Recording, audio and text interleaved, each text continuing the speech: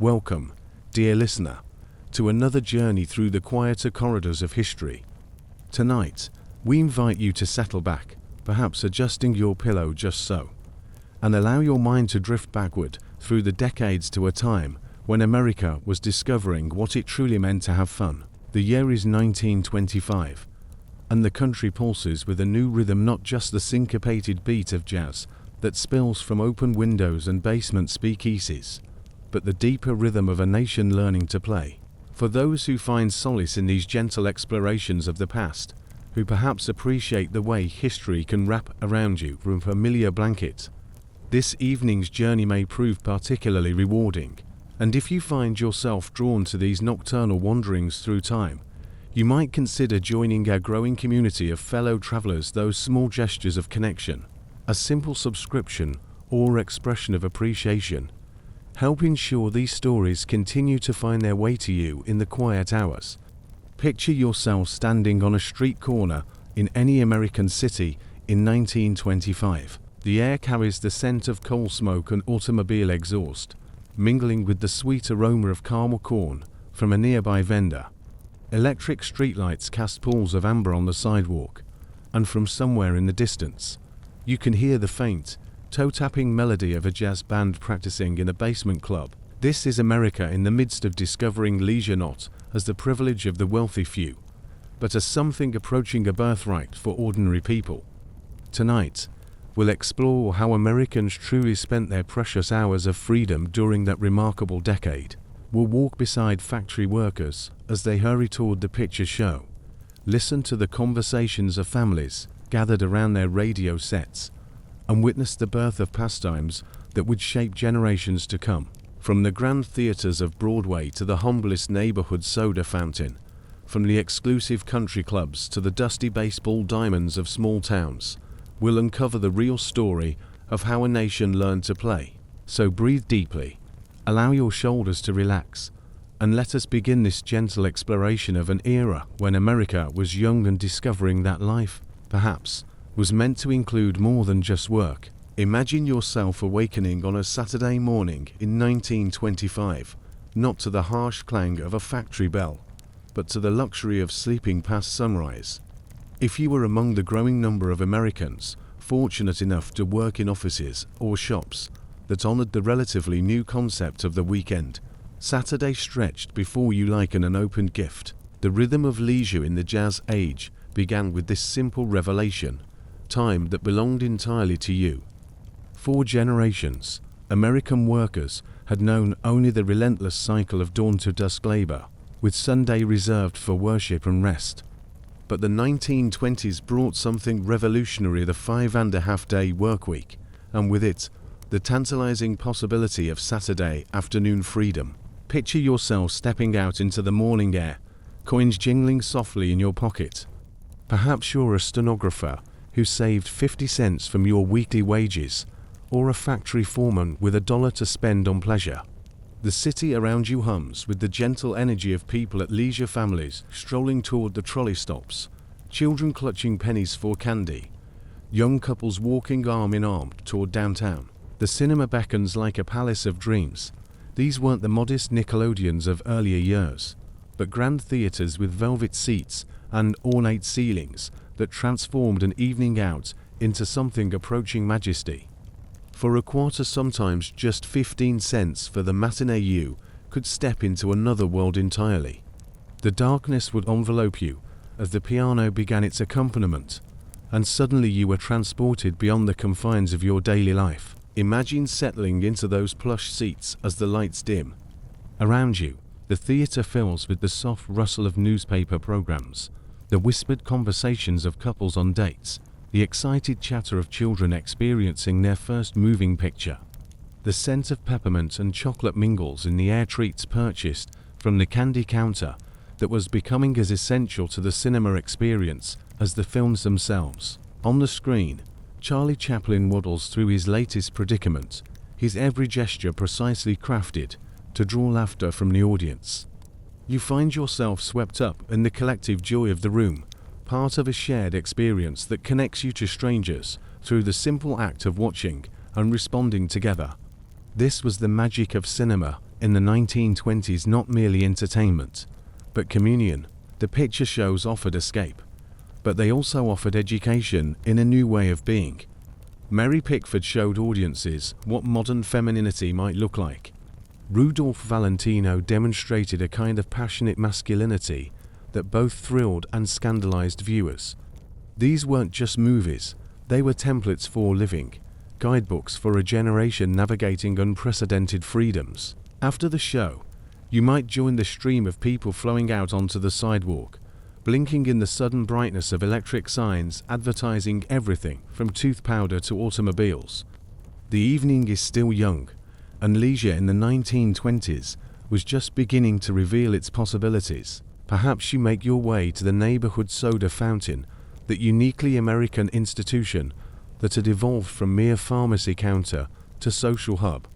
The gleaming marble counters and spinning stalls created an atmosphere of modern sophistication, even in the humblest neighborhood establishments. Here, for the price of a Coca-Cola or an ice cream sundae, you could claim a place in the social fabric of your community. The soda jerk behind the counter, often a young man earning his way through school moves with practiced efficiency, mixing phosphates and creating elaborate ice cream concoctions. The sound of the seltzer gun hisses rhythmically, punctuating conversations that range from the weather to the latest baseball scores to the scandalous length of hemlines this season. Around you, the regular customers create their own gentle theater. The elderly gentleman who arrives each evening at precisely 7 o'clock for his sarsaparilla, and to read the newspaper aloud to anyone who will listen.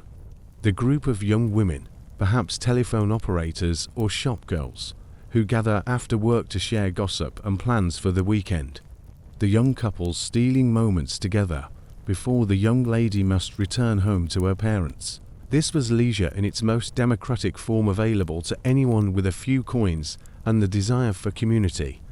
The soda fountain required no special skills, no particular education, no connections. It asked only that you show up and participate in the gentle art of sociable idleness. As the evening progresses, you might find yourself drawn to one of the era's newest innovations, the radio program. Families across America were discovering the peculiar intimacy of gathering around a wooden cabinet to listen to voices that seemed to emerge from the ether itself. Imagine returning to your home, perhaps a modest apartment or a small house, and joining your family or neighbors around the radio set. The ritual of tuning in became its own form of entertainment. Someone would carefully adjust the dials, seeking to pull clear voices from the atmospheric static. Children would be shushed as adults concentrated on finding the right frequency. And then, suddenly, the room would fill with music or voices from hundreds, perhaps thousands of miles away. On any given evening, you might hear a concert broadcast from a hotel ballroom in Chicago, a comedy program featuring vaudeville-style humor, or perhaps a dramatic reading of a popular novel. The entire family would arrange itself around the radio, each person claiming their preferred position: father in his armchair with his pipe, mother with her knitting or mending, children sprawled on the carpet with their homework forgotten. The radio created a shared national experience in ways that even the movies could not match. When millions of Americans listened to the same program at the same moment, it forged connections across vast distances. A farmer in Nebraska might laugh at the same joke as a factory worker in Detroit, might tap his foot to the same melody as a shop girl in Boston. But radio offered more than entertainment. It offered education in the possibilities of modern life. Cooking programs taught new recipes and techniques. Fashion reports brought news of the latest styles from New York and Paris. Music programs introduced listeners to jazz, classical compositions, and popular songs that they might never have encountered otherwise. The evening might conclude with a different sort of leisure, entirely the quiet pleasures of domestic entertainment. Board games had evolved far beyond simple children's diversions to become sophisticated entertainment for adults. Games like Mahjong had swept the country with an intensity that seemed almost mystical, creating clubs and societies devoted to mastering its intricacies. Picture yourself around a card table with friends or family members, the soft clicking of mahjong tiles creating a rhythmic soundtrack to the evening. The game had arrived from China, but America had embraced it with characteristic enthusiasm, transforming it into a social ritual that could occupy entire evenings. The complexity of the game meant that conversation flowed naturally around the play, creating an atmosphere of concentrated relaxation. Or perhaps you preferred the newer board games that reflected America's fascination with business and success. Games that simulated stock market trading or real estate investments allowed players to experience the thrills of capitalism without the actual risks. These games reflected the optimism of the era, the belief that anyone might strike it rich through cleverness and luck. The evening would wind down slowly, with the radio perhaps playing soft music, the games put away, the last of the ice cream consumed. This was leisure in the 1920s, at its most essential and hurried time spent in the company of others, engaged in activities that required nothing more than presence and participation. As you prepared for sleep, you might reflect on how different this Saturday had been from those of your parents' generation. The very concept of leisure, of time devoted purely to pleasure and relaxation, was still new enough to feel almost revolutionary. Your grandparents might have spent their Saturdays in additional work, in serious pursuits, in preparation for the sacred Sunday, but you had spent an entire day in the pursuit of nothing more productive than enjoyment. You had laughed at moving pictures, savored sweet treats, listened to music and voices from distant places, engaged in games that served no purpose beyond fun. And somehow, this felt not like laziness or moral failure, but like participation in something fundamentally American, the idea that ordinary people deserved extraordinary pleasures. The sounds of the city settling into Saturday night would drift through your windows, the distant sound of music from a dance hall, the occasional automobile puttering past, the murmur of neighbors saying their goodnights on front porches.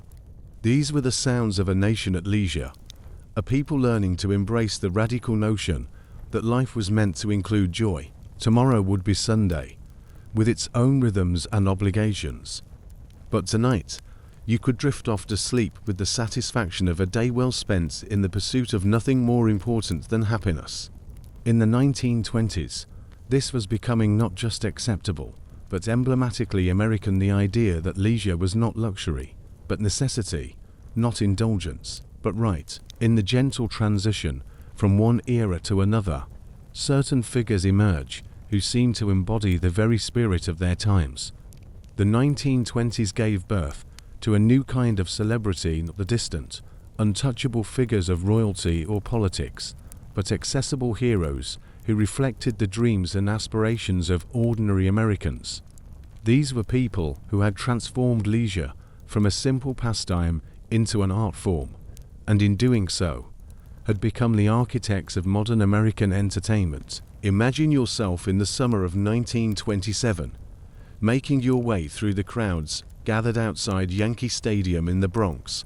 The air thrums with anticipation, thick with the scent of peanuts roasting and the sweet aroma of Cracker Jack.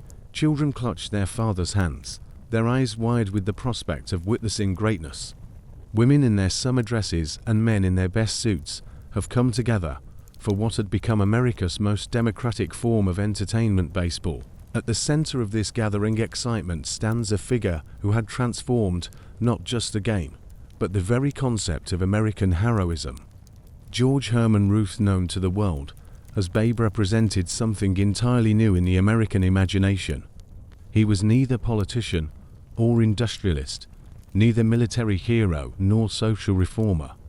He was, quite simply, a man who played a game better than anyone had ever played it before, and in doing so, had captured the heart of a nation learning to love its leisure time. Picture Ruth as he steps to the plate, his distinctive silhouette unmistakable even from the furthest seats in the stadium. The crowd falls into that peculiar hush that accompanies moments of great expectation.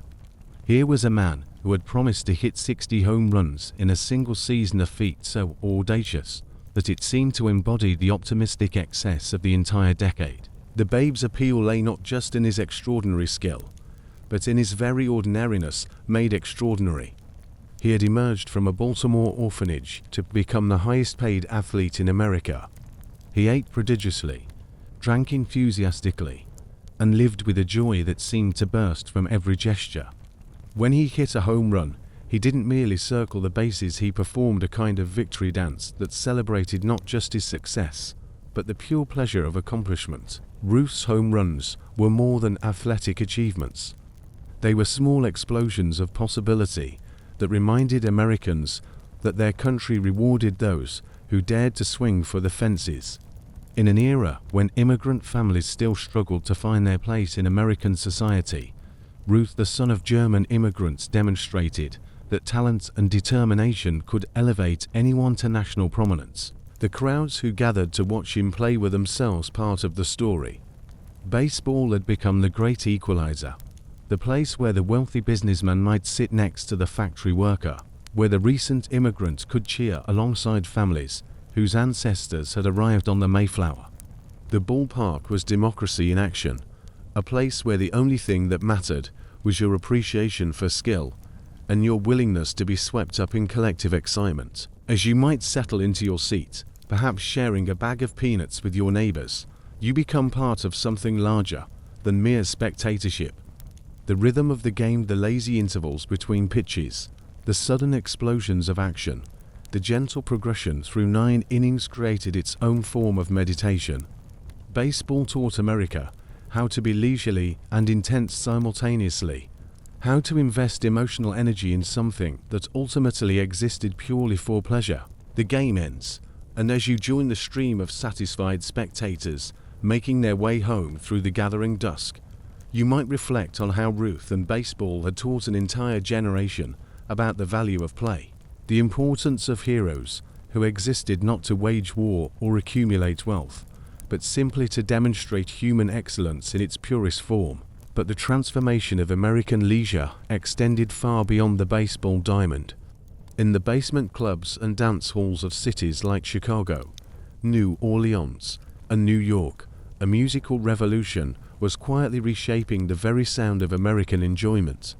At the center of this transformation stood figures like Louis Armstrong, whose trumpet seemed to capture something essential about the era spirit of innovation and joy. Imagine yourself descending the stairs to a basement jazz club on a Thursday evening in 1926. The air grows thick with cigarette smoke and the mingled scents of bootleg gin and perspiration. As your eyes adjust to the dim lighting, you begin to make out the faces around you. Young couples pressed close together, older men nodding their heads to rhythms they've never heard before, women whose shortened skirts and bobbed hair announced their participation in a cultural revolution. On the small stage, Armstrong lifts his trumpet to his lips, and suddenly the room transforms. The music that emerges seems to contain all the complexity of modern American life, the syncopated rhythms of industrial machinery, the call and response patterns inherited from African musical traditions, the improvisational spirit of a nation still inventing itself. Armstrong's genius lay not just in his technical mastery, but in his ability to make the sophisticated seem accessible. When he played, even the most complex jazz arrangements became conversations between the musician and his audience. His gravelly voice, when he sang, seemed to speak directly to each listener, creating an intimacy that transformed the anonymous crowd into something approaching family. The young man who had emerged from the poverty of New Orleans had become something unprecedented in American culture, a black artist whose talent had earned him respect and admiration across racial lines that remained rigidly enforced in most other areas of American life. When Armstrong played, the usual social hierarchies seemed temporarily suspended. The music created its own democracy, where the only currency that mattered was appreciation for beauty and skill. Jazz represented more than mere entertainment. It was America's first truly original contribution to world culture, and it emerged directly from the leisure spaces where different communities came together. In the dance halls and clubs where jazz flourished, young Americans were learning new ways to move their bodies, new ways to express emotion, new ways to be together in public. The dancers you might observe seem to embody the era's rejection of Victorian restraint. The Charleston, with its wild kicks and syncopated steps, required a physical freedom that would have scandalized earlier generations. Young women and men danced together with an intimacy that spoke of changing relationships between the sexes, changing ideas about propriety and pleasure. As the evening progressed and the music grew more experimental, you might find yourself witnessing something like a religious experience, the moment when individual musicians began to improvise together, creating something that had never existed before and would never exist again in quite the same way. This was jazz at its most essential, the demonstration that leisure could be creative, that entertainment could be art, that pleasure could be profound. Meanwhile, in the grand movie palaces of Hollywood and New York, another kind of entertainment was creating its own forms of national obsession. The faces that gazed down from silver screens had become more familiar to many Americans than their own neighbors. Clara Bow, the girl, seemed to embody everything the decade promised about feminine possibility and danger. Picture yourself settling into the velvet seats of a movie palace on a Saturday afternoon in 1925, waiting for the latest Clara Bow picture to begin. Around you, young women study her every gesture, her every costume choice, seeking clues about how to navigate their own changing world. Bow's characters were modern working women shopgirls and stenographers and telephone operators who nevertheless managed to live lives filled with romance and adventure. The appeal of Bow and stars like her lay in their accessibility. Unlike the distant goddesses of European cinema, American movie stars seemed like people might actually meet. They had emerged from ordinary backgrounds. Bow herself had grown up in poverty in Brooklyn, and their success stories reinforced the democratic promise that talent and determination could elevate anyone to extraordinary heights. When Bow danced the Charleston on screen, she wasn't just performing a dance. She was demonstrating a new way of being female in America.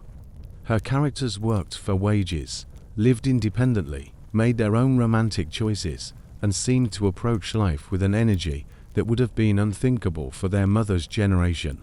The movie palace itself contributed to the sense of democratic luxury. For the price of admission, usually no more than a quarter, any American could experience an environment of almost royal splendor. The ornate decorations, the soft carpets, the uniformed ushers, the mighty theater organs that provided musical accompaniment, all of this created an atmosphere where ordinary people could feel temporarily extraordinary. The films themselves offered education in modern living. They showed audiences how contemporary people furnished their homes, what they wore, how they spoke to each other. In an era before television, before widespread magazine circulation, the movies served as primers in sophisticated urban behavior for audiences that might never have traveled beyond their own neighborhoods. But perhaps no single figure embodied the exotic possibilities of 1920s leisure more completely than Rudolph Valentino, the actor whose death in 1926 prompted mass mourning that revealed the depth of Americans' emotional investment in their entertainment figures. Valentino represented something entirely new in American culture, a male star whose appeal was frankly sexual, whose characters offered women fantasies of romantic passion that seemed both dangerous and irresistible. Imagine yourself among the crowds that gathered outside Valentino's funeral, witnessing scenes of grief that seemed to belong more to the death of a political leader than an entertainer.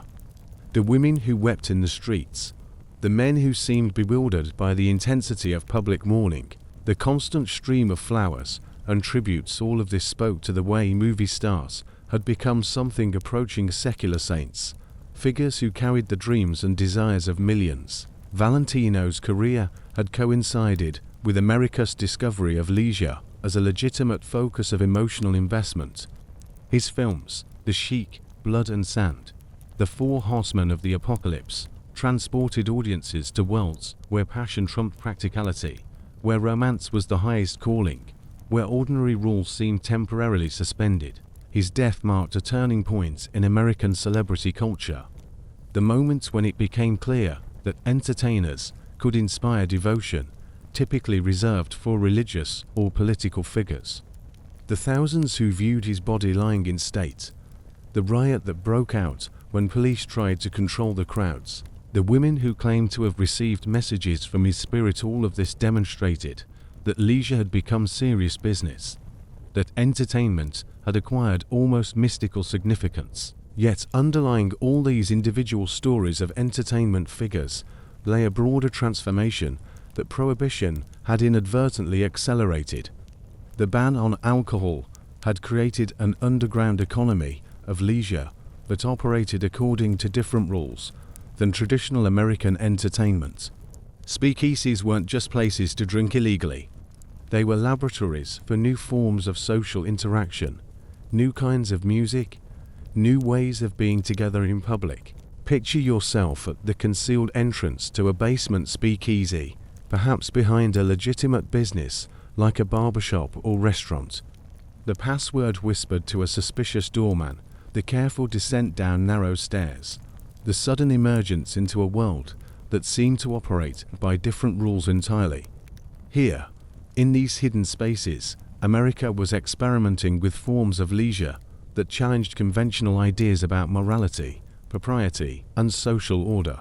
The music in these clubs was different, more experimental, more sexually suggestive, more racially integrated than what you might hear in legitimate establishments. The dancing was more intimate, more athletic, more openly sensual. The conversation flowed more freely, lubricated by gin that might have been distilled in someone's bathtub just that morning. Women in speakeasies seemed particularly liberated from conventional constraints. They smoked openly, drank as much as the men, danced with a freedom that would have been scandalous in more public venues.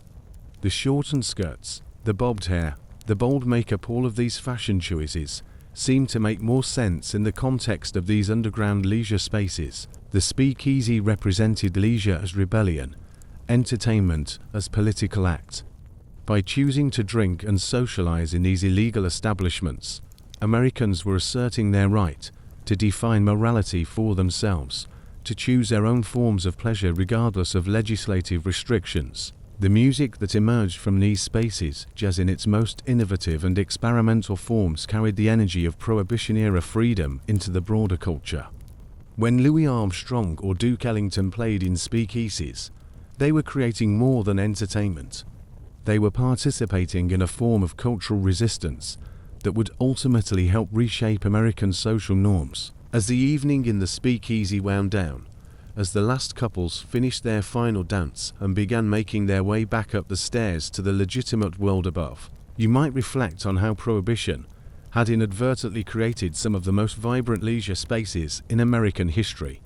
The attempt to legislate morality had instead generated new forms of immorality, new ways of finding pleasure, new communities bound together by their shared willingness to break the law in pursuit of a good time. The icons of 1920s entertainment, Truth with his home runs, Armstrong with his trumpet, Bow with her modern femininity, Valentino with his exotic masculinity, all represented different aspects of America's evolving relationship with leisure and pleasure. They were teachers as much as entertainers, showing their audiences new ways to think about success, new ways to express themselves, new ways to find joy in the simple act of being alive. As you might walk home through the quiet streets after an evening of entertainment, whether at the ballpark, the jazz club, or the movie palace, you would be carrying more than just pleasant memories. You would be carrying a new understanding of what it meant to be American, what it meant to live in a country where ordinary people could achieve extraordinary things, where entertainment could be art, where leisure could be a form of self-expression, and even, perhaps, a form of freedom. In the shadows of every era lie the secrets that reveal more about a society than its most public celebrations. The 1920s, for all its reputation as a time of liberation and joy, harbored hidden dimensions of leisure that spoke to deeper currents of rebellion, transformation, and cultural revolution. These were the pastimes that emerged in the spaces between official morality and human desire, the entertainment that flourished precisely because it was forbidden, misunderstood, or dismissed by the guardians of conventional propriety. Imagine yourself walking through the respectable streets of any American city in 1925, observing the careful facades that concealed a parallel world of leisure and pleasure. Behind the drawn curtains of ordinary-looking houses, in the basements of legitimate businesses, in the back rooms of restaurants and barbershops, an entire alternative culture of entertainment was flourishing with an intensity that seemed to feed on its own secrecy. The speakeasy culture that had emerged in response to prohibition represented far more than simple defiance of alcohol laws. These hidden establishments had become laboratories for social experimentation, places where the rigid hierarchies and conventions of mainstream American society could be temporarily suspended or completely overturned. Here, in these smoke-filled underground chambers, America was quietly rehearsing for a future that would not fully emerge until decades later. Picture yourself descending the narrow stairs to a basement club in Harlem, where the music pulses with a rhythm that seems to emanate from the very foundations of the building. The air is thick with more than cigarette smoke. It carries the electric tension of boundaries being crossed, conventions being challenged, possibilities being explored that would have seemed impossible in the daylight world above. In these spaces, racial integration occurred decades before the civil rights movement would make it a political cause. White patrons sat alongside black musicians and dancers, drawn by music and entertainment that transcended the artificial barriers that govern most American social interaction. The temporary suspension of racial etiquette in pursuit of pleasure created a preview of what American leisure might look like in a more equitable future. The women who frequented these establishments embodied a revolution in feminine behavior that was happening largely outside the view of mainstream society. The flapper had become the symbol of 1920s feminine liberation, but the reality was far more complex and subversive than the popular image suggested. These were women who were not merely adopting new fashions, but experimenting with entirely new ways of being female in public spaces. Imagine observing a group of young women in a speakeasy, their bobbed hair gleaming under the dim lights, their shortened skirts allowing them to dance with an athletic freedom that would have been impossible in the restrictive clothing of earlier eras. But notice also their cigarettes, held with a casual expertise that announces their familiarity with pleasures that had been exclusively masculine just a few years earlier. Watch how they order their own drinks, pay their own tabs, initiate conversations with strangers, and seem to move through the social space with a confidence that suggests they consider themselves equal participants rather than protected observers. The dancing itself had become a form of cultural archaeology, revealing layers of influence that mapped the complex geography of American identity.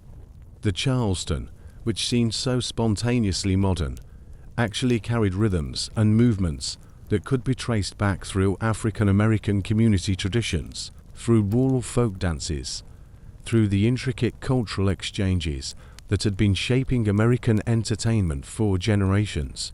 But the Charleston was more than a dance. It was a physical manifesto. The wild kicks and syncopated steps required a freedom of movement that was incompatible with traditional feminine deportment. To dance the Charleston properly, a woman had to abandon the careful postures that had been designed to emphasize her delicacy and vulnerability. She had to move with power, occupy space, assert her physical presence in ways that announced her claim to public territory. The men who danced with these liberated women were participating in their own form of social experimentation. The partnership required in modern dancing, the collaborative improvisation, the mutual respect for each other's creative input suggested new models for relationships between the sexes. These were not the formal, hierarchical interactions of traditional ballroom dancing, but something approaching genuine equality expressed through shared physical pleasure. As the evening progressed in these underground establishments, you might witness other forms of leisure that revealed the hidden complexities of American identity.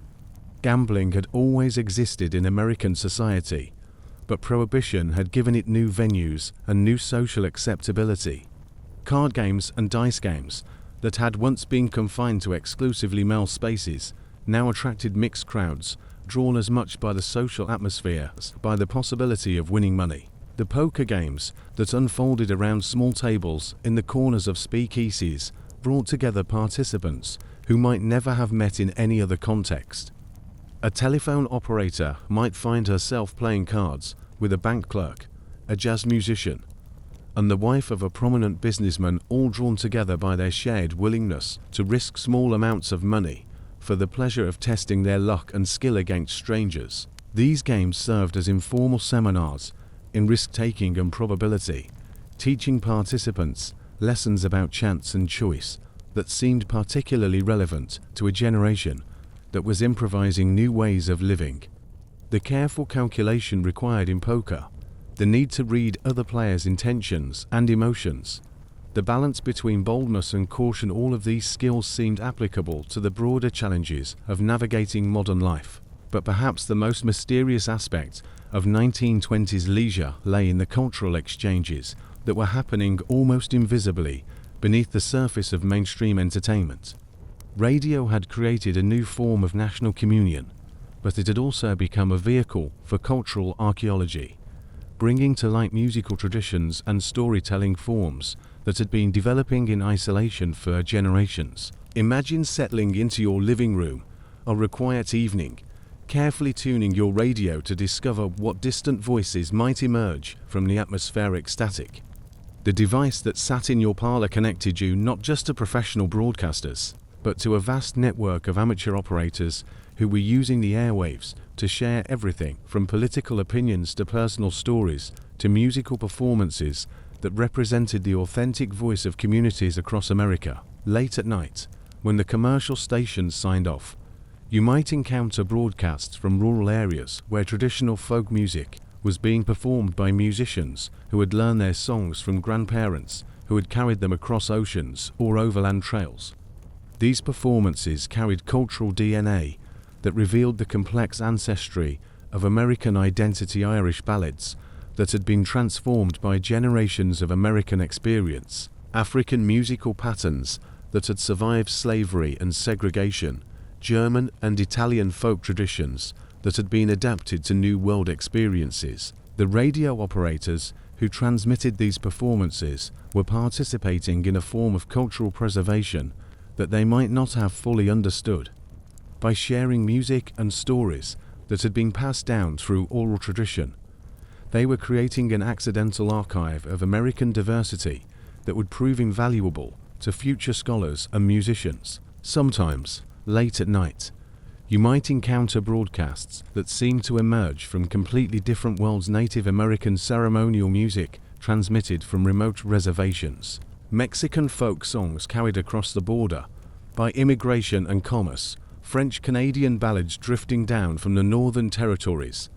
These transmissions offered glimpses of the cultural complexity that official American culture often ignored or suppressed. The phenomenon of radio also revealed the emergence of new forms of family entertainment that were reshaping domestic relationships. Families gathered around their radio sets were learning to be audiences together, to share responses to distant performances, to coordinate their attention in ways that created new forms of intimacy. But radio listening also provided opportunities for private rebellion. Young people could tune in programs that their parents might disapprove of, discovering music and ideas that challenged conventional wisdom. The radio in a teenager's bedroom became a window to alternative worlds, a source of education in possibilities that extended far beyond the immediate community. The crossword puzzle craze that swept the nation during the 1920s represented another form of hidden cultural work. These puzzles, which had been invented just a decade earlier, became a national obsession that revealed America's complex relationship with language, education, and intellectual achievement.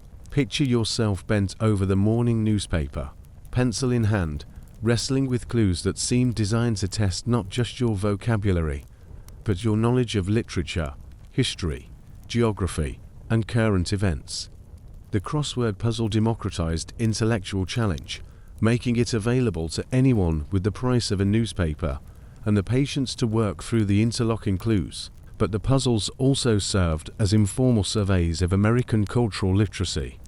The clues revealed what knowledge compilers assumed their audiences would possess, which historical figures, literary references, geographical locations, and cultural touchstones were considered common knowledge. In solving these puzzles, Americans were participating in a collective definition of what it meant to be educated, what information was considered worth knowing. The social aspect of crossword puzzles added another layer of meaning to the phenomenon. Families worked on puzzles together, turning the breakfast table into a collaborative intellectual space. Office workers shared clues during lunch breaks, creating informal communities of puzzle solvers who bonded over their shared struggle with particularly difficult solutions. The mahjong craze that had swept through American society represented an even more mysterious form of cultural borrowing. This Chinese game, with its intricate tiles and complex rules, had somehow captured the imagination of Americans who had little other connection to Asian culture. Imagine yourself learning the elaborate tile combinations and scoring systems that made mahjong so challenging and addictive. The game required not just strategic thinking, but cultural translation, understanding symbols and patterns that emerged from a completely different civilization. American players had to learn new forms of visual literacy, new ways of thinking about luck and skill, new social rituals around competition and cooperation. The mahjong clubs that formed in communities across America created informal spaces for cultural exchange and education. Players learned about Chinese history and philosophy through their engagement with the game's symbols and strategies.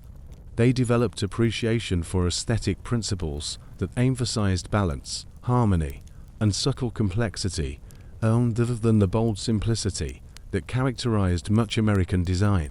The dance marathons that became popular during the decade represented perhaps the most extreme form of leisure as entrance test.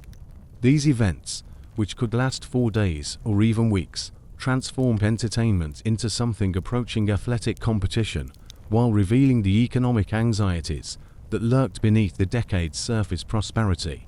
Picture yourself as a spectator at a dance marathon, watching couples who had been moving continuously for 36 hours, their faces drawn with exhaustion, but their feet still maintaining the basic rhythms required to avoid elimination. These events attracted participants who were often motivated as much by the prize money as by the love of dancing, and employed workers, struggling students, anyone who needed the cash rewards that might go to the last couple standing. The audience for these marathons revealed something essential about American attitudes towards suffering and entertainment. Spectators paid admission to watch other people endure physical and emotional stress for their amusement, creating a form of voyeuristic leisure that seemed to anticipate later developments in reality television and competitive entertainment. But the marathons also demonstrated the community-building potential of shared endurance. Participants developed bonds with other competitors and with regular spectators who returned night after night to follow their progress. The events created temporary societies with their own rules, hierarchies, and loyalties that existed outside normal social structures. As you might leave one of these marathon venues in the early hours of the morning, having witnessed human beings testing the limits of their physical and emotional endurance in pursuit of entertainment and modest financial reward, you would carry with you a complex understanding of American leisure in the 1920s. These were not simply innocent pastimes, but cultural practices that revealed deep tensions and contradictions in American society. The hidden aspects of 1920s entertainment, the racial integration of jazz clubs, the gender experimentation of flapper culture, the cultural borrowing of games like mahjong, the economic desperation underlying dance marathons all pointed toward futures that the mainstream culture was not yet ready to acknowledge. In the shadows of official leisure, America was quietly rehearsing for transformations that would not become public until decades later. These underground and alternative forms of entertainment served as laboratories for social change, spaces where new forms of identity and community could be tested away from the scrutiny of conventional morality.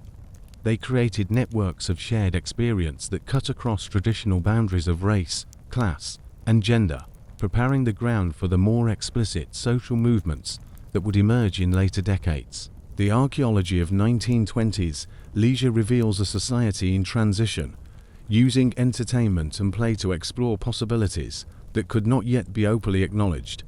In speakeasies and dance halls, around radio sets and crossword puzzles, Americans were learning new ways to be together, new ways to define pleasure, new ways to imagine their collective future.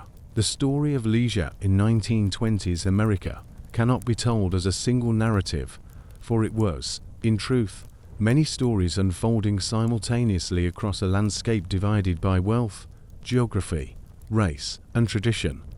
While the jazz clubs of Harlem pulsed with innovation and the movie palaces of Hollywood created new forms of democratic entertainment, vast segments of American society experienced leisure in ways that bore little resemblance to the popular image of the Roaring Twenties. Imagine yourself standing at the gates of an exclusive country club on Long Island on a Sunday afternoon in 1925.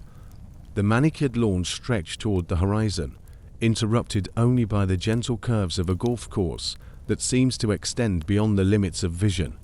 The clubhouse itself rises like a palace of leisure, its architecture deliberately evoking the manor houses of English aristocracy, as if to suggest that American wealth had finally achieved the refinement that money alone could not purchase. The automobiles arriving at the circular drive represent a collection of luxury that would have been unimaginable just a generation earlier. Pierce Arrows and Packards discharge passengers whose clothing announces their participation in a leisure class that exists entirely separate from the world of factories and time clocks.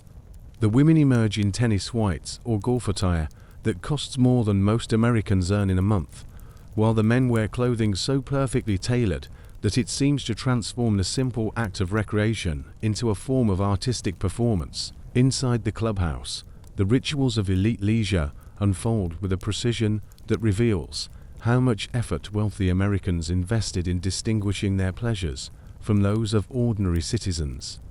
The cocktail parties that begin at precisely 4 o'clock bring together participants who share not just wealth, but education, family connections, and cultural references that create invisible barriers as effective as any physical walls. Picture yourself observing the careful choreography of upper-class social interaction.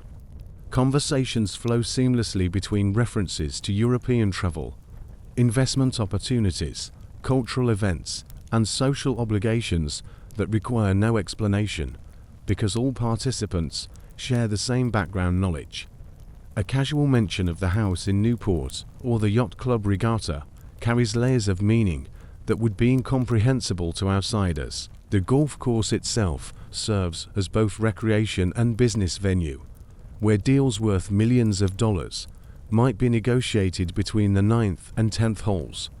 The sport had become a fundamental skill for ambitious businessmen, not merely because it provided exercise, but because it offered access to networks of power and influence that operated largely through shared leisure activities. The tennis courts host competitions where the quality of play matters less than the social connections formed between sets.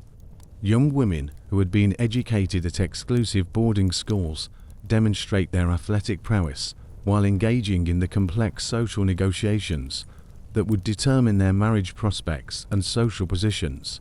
But perhaps most revealing are the elaborate dinner parties and charity events that serve as the primary leisure activities for wealthy women. These gatherings, which might require weeks of planning and thousands of dollars in expenses, create opportunities for displays of cultural sophistication that serve important functions in maintaining class distinctions. Imagine attending one of these events, a charity ball for the local symphony orchestra, perhaps where the stated purpose of raising funds for worthy causes provides cover for more complex social dynamics. The women who organize these events demonstrate their cultural authority through their knowledge of music, art, and literature, while simultaneously reinforcing their social positions through the exclusivity of their guest lists. The conversations at these gatherings reveal the peculiar concerns of a leisure class that has largely disconnected itself from the economic realities that shape most Americans' lives. Discussions about the proper education for children focus on European finishing schools and Ivy League universities. Debates about summer plans involve choosing between estates in the Hamptons, mountain retreats in Colorado, or extended tour of European cultural centers. Yet even within this rarefied world, the broader cultural changes of the 1920s create tensions and contradictions. The younger generation of wealthy Americans has been exposed to jazz music, Hollywood movies, and other forms of popular entertainment that challenge the refined tastes their parents had cultivated. The result is a generational conflict that plays out in country club lounges and private dining rooms across the nation. Now shift your perspective to the opposite end of the economic spectrum, to the cramped tenements and modest frame houses where most Americans actually lived. Here, leisure existed within constraints that made every pleasure a careful calculation, every entertainment a meaningful choice about how to spend precious resources of time and money. Picture yourself in a working-class neighborhood in Chicago on a Saturday evening, where the rhythms of leisure follow patterns dictated by economic necessity rather than social ambition.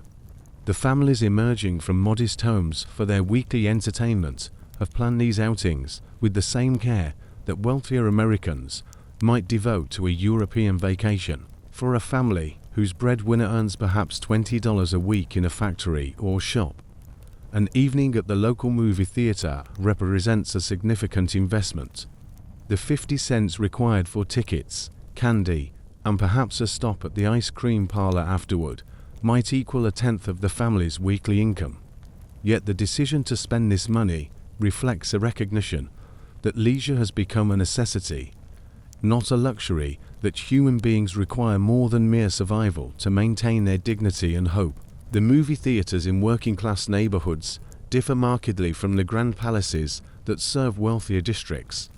The seats might be wooden rather than upholstered, the decorations modest rather than elaborate, the candy selection limited to the most basic offerings.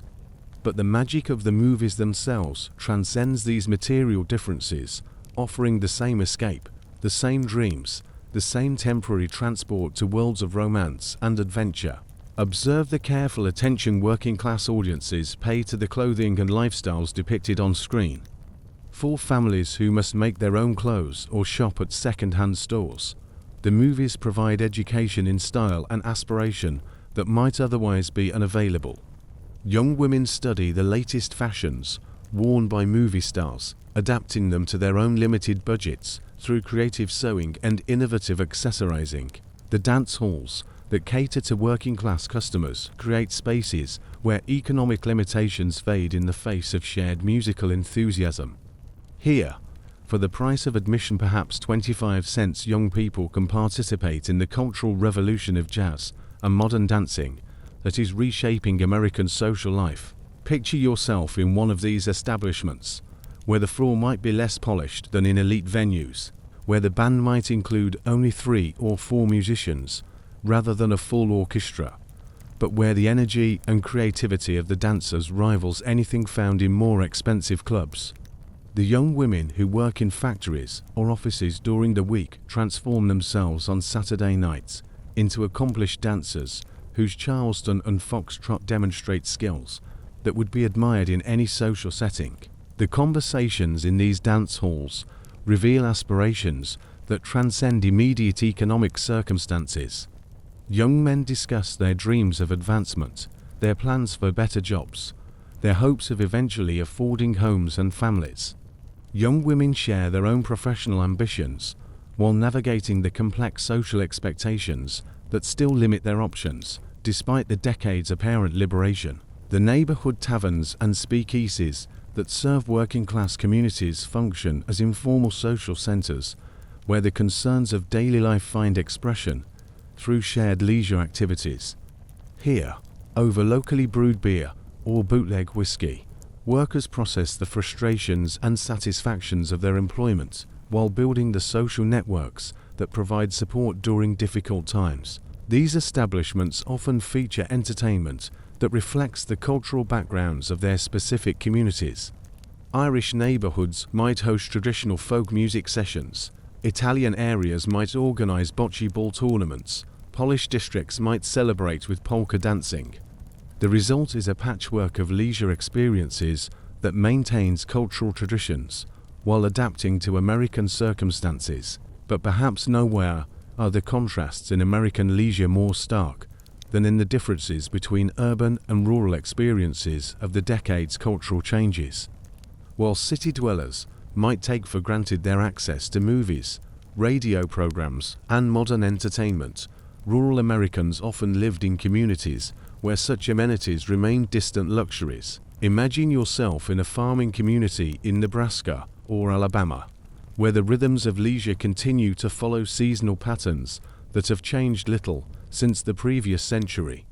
Here, Saturday night might bring the entire community together for a church social or a barn dance, events that serve multiple functions as entertainment, social networking, and cultural reinforcement. The entertainment in these rural settings often centers around activities that require no special equipment or professional performers.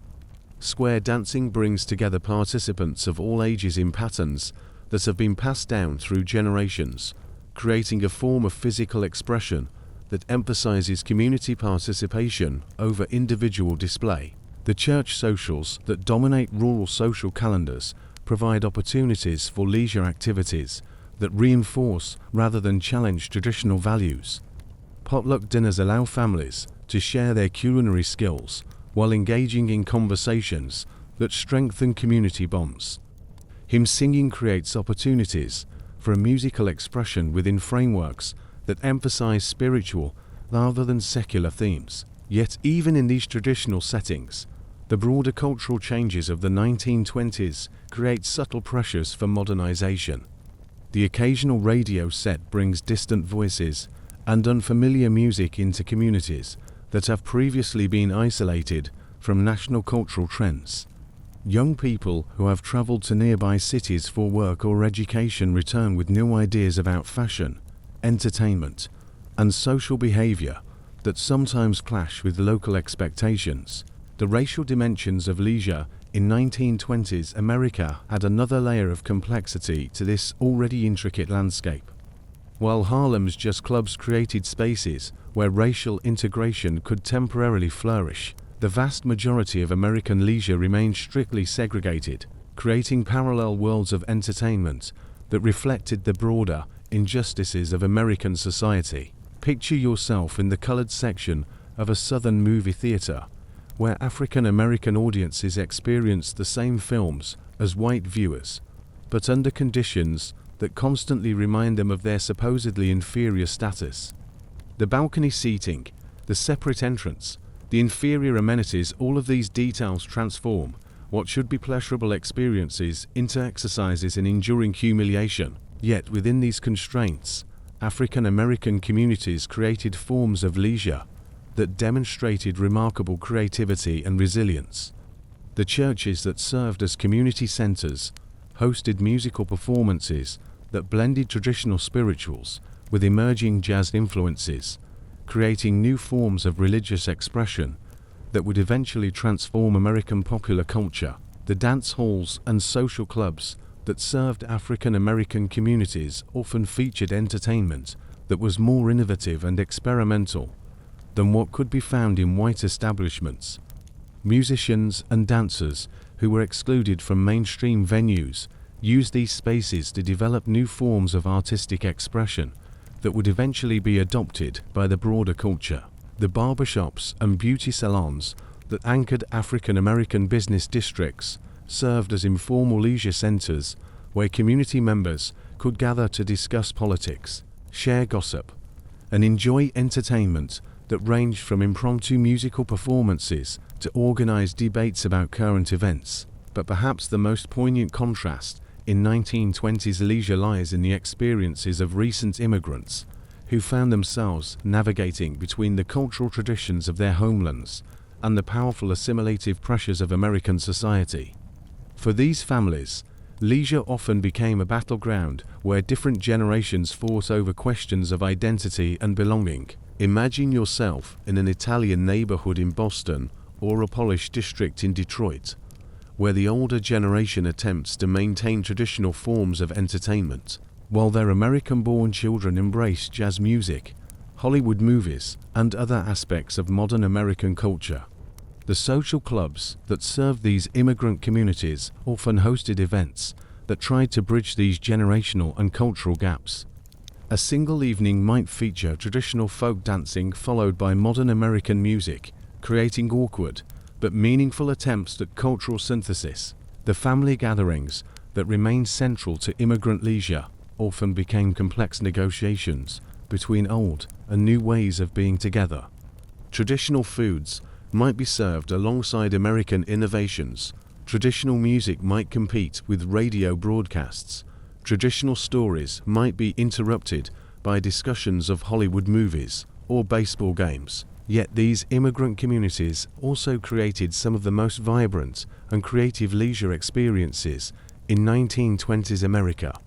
The festivals and celebrations that marked religious or cultural holidays brought together the best aspects of both traditional and modern entertainment, creating new forms of American culture that honored the past while embracing the future. As you might walk through any American city in 1925, moving from the exclusive country clubs to the working-class dance halls, from the immigrant neighborhoods to the segregated districts, you would encounter a bewildering variety of leisure experiences that reflected the complex realities of American society. The Roaring Twenties existed primarily for urban, white, middle-class Americans who had sufficient income to participate in the commercial entertainment industry that was reshaping American culture. For millions of other Americans' rural residents, recent immigrants, African Americans, and working-class families' leisure remained constrained by economic, social, and cultural barriers that limited their access to the decades-celebrated innovations. Yet within these constraints, these excluded communities often created forms of entertainment that were more creative, more authentic, and more enduring than the commercial pleasures that dominated popular culture. The jazz music that emerged from African American communities, the folk traditions maintained by immigrant families, the simple pleasures that sustained rural and working-class Americans, all of these contributed to a cultural richness that transcended economic and social limitations. The story of leisure in 1920s America is ultimately a story about democracy and its limitations, about the ways that freedom and pleasure remained unevenly distributed across a society that was still learning what it meant to be truly inclusive.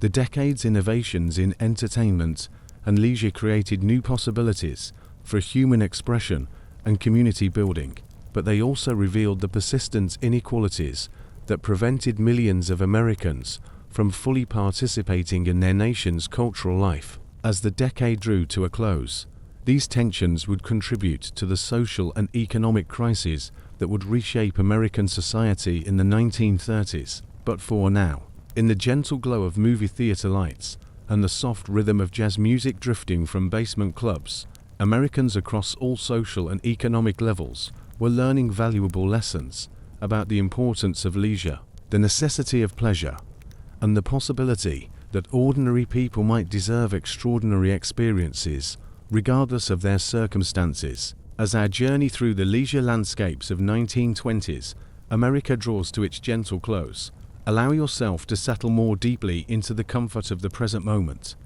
The voices and music that once filled those jazz clubs have long since faded into silence. The crowds that cheered for Babe Ruth have dispersed into the flow of history. The dancers who moved with such energy across ballroom floors have completed their final steps. Yet something essential from their experience of joy and discovery continues to resonate through the decades, reaching us even now as we rest in the quiet sanctuary of our own time. The 1920s taught America that leisure was not merely the absence of work, but a fundamental human requirement as necessary as food and shelter for maintaining the dignity and hope that make life worth living. In those basement speakeasies and grand movie palaces, around radio sets and baseball diamonds, ordinary Americans discovered that they deserved more than mere survival. They deserved beauty, music, laughter, and the transcendent pleasure of shared experience. Picture one last scene. A family gathering around their radio on a quiet Sunday evening in 1928. The day's activities drawing to a peaceful close. Perhaps they have spent the afternoon at a baseball game, or an evening at the movies, or simply sitting on their front porch, watching the neighbors pass by. Now, as the distant voices emerge from their wooden radio cabinet, they experience the peculiar intimacy of listening together to something that connects them to millions of other families across the vast expanse of the continent. The father adjusts the dial carefully, seeking clear reception. The mother sets aside her mending to listen more attentively. The children arrange themselves on the carpet, their homework forgotten for the moment. Together, they become an audience for entertainment that costs them nothing beyond their attention, that asks nothing of them except their willingness to be present with each other, and with the distant performers whose voices travel through the night air to reach them. This simple scene captures something essential about what the 1920s contributed to American life. The understanding that ordinary families deserved access to extraordinary experiences, that entertainment could be both democratic and enriching, that leisure time was not a luxury to be earned, but a birthright to be claimed. The innovations of that decade: radio broadcasting, Hollywood movies, jazz music, professional sports created new forms of community that transcended traditional boundaries of geography, class, and culture. A farmer in Iowa could laugh at the same comedy program as a factory worker in Detroit. A shop girl in Boston could dream the same dreams inspired by the same movie star as a teacher in California. These shared experiences created a kind of cultural democracy that helped define what it meant to be American in the modern world. Yet our exploration has also revealed the limitations and contradictions that prevented the decade's promise of leisure democracy from being fully realized. The same society that created magnificent movie palaces also maintained rigid segregation that denied full participation to millions of citizens. The same era that celebrated individual expression also enforced conformity through economic and social pressures that limited genuine choice for many Americans. The working-class families who calculated carefully before spending 50 cents on movie tickets. The rural communities that remained largely isolated from urban entertainment innovations. The African American musicians who created some of the era's most enduring art while being excluded from any of the venues where it was performed. All of these remind us that the Roaring Twenties was never a universal experience, but rather a series of overlapping and sometimes contradictory stories about what it meant to pursue happiness in America.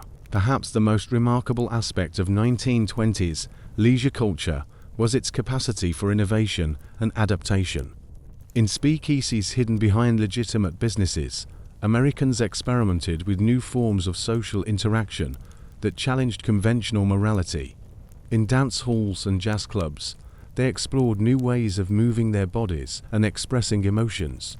In their living rooms, gathered around radio sets, they practiced new forms of family intimacy, centered around shared attention to distant performances. These innovations occurred not because Americans in the 1920s were inherently more creative or free than their predecessors, but because they found themselves living through a moment of unusual possibility. The combination of economic prosperity, technological innovation, and cultural change created space for experimentation that might not have been possible in other circumstances. The radio voices that once filled those living rooms have been succeeded by television, by internet streaming, by countless forms of digital entertainment that would have seemed like magic to listeners in 1925. The movie palaces have largely given way to multiplex theaters and home viewing. The dance halls have been replaced by nightclubs with different music and different social dynamics. Yet the fundamental questions that Americans explored through their leisure activities in the 1920s remain remarkably current. How do we balance individual pleasure with community responsibility? How do we ensure that the benefits of technological innovation reach all members of society, rather than just a privileged few? How do we preserve authentic cultural traditions while embracing beneficial change? How do we create forms of entertainment that enrich rather than diminish our humanity? The families who gathered around radio sets, the crowds who cheered at baseball games, the dancers who moved to jazz rhythms, the moviegoers who lost themselves in silver screen fantasies, all were participating in a grand experiment in democratic leisure that continues to evolve today. Their successes and failures, their innovations and limitations, their moments of transcendence and their encounters with injustice all contribute to our ongoing efforts to create a society where leisure serves human flourishing rather than merely commercial profit. As you prepare to surrender to sleep, allow yourself to carry forward the best of what those earlier Americans discovered. That life should include beauty as well as utility, pleasure as well as productivity, shared joy as well as individual achievement. The specific forms that leisure takes may change with each generation, but the underlying human need for rest, play, and creative expression remains constant. The jazz music that once spilled from basement clubs, the laughter that once filled movie theaters, the conversations that once animated soda fountains, all of these have been absorbed into the ongoing stream of human experience, contributing to the rich cultural inheritance that shapes our own possibilities for finding meaning and pleasure in the brief time we have been given. Let the gentle rhythm of history carry you toward rest, secure in the knowledge that the impulse toward joy and creativity that animated those earlier Americans continues to flow through our own time, available to anyone who chooses to participate in the ancient human project of transforming mere existence into something approaching art. The decade that taught America how to play also taught it something deeper, that leisure, properly understood, is not escape from life, but engagement with life's fullest possibilities. In learning to value pleasure, entertainment, and shared cultural experience, Americans in the 1920s were learning to value themselves and each other in ways that continue to influence how we think about what constitutes a life worth living. Rest now, carrying with you the sounds of distant jazz, the glow of old movie screens, the voices of radio performers speaking across the decades, and the quiet satisfaction of understanding how ordinary people in an earlier time discovered extraordinary ways to fill their precious hours of freedom with meaning, beauty, and joy. Sleep well, knowing that the same creative spirit that enlivened their leisure continues to animate our own, and that the story of how Americans learned to play is also the story of how they learned to hope, to dream, and to imagine possibilities that extended far beyond the immediate circumstances of their daily lives. The gentle rhythm of their discoveries becomes the rhythm of your own rest, carrying you safely through the night toward whatever new forms of joy and creativity tomorrow might bring.